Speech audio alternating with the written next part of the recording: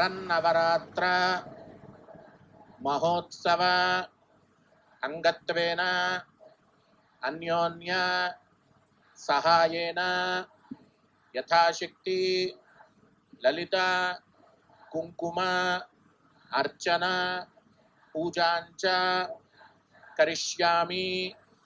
नमः। माता महाराज्ञी की। ओम ऐं ह्रीं मनदाय नमः। ओम ऐं ह्रीं वसुदाय नमः। ओम ऐं ह्रीं बुद्धाय नमः। ओम ऐं ह्रीं ब्रह्मात्मके स्वरूपिणे नमः। ओम ऐं ह्रीं बृहत्यै नमः। ओम ऐं ह्रीं ब्राह्मण्ये नमः। ओम ऐं ह्रीं रे जय जय हे महिषासुरमर्दिनि रम्यकपर्दिनि शैलसुते वर्दिनि शैलसुते अयि मयि दीनदयालुतया कृपयै महाराज्ञी की जय। हर हर महादेव।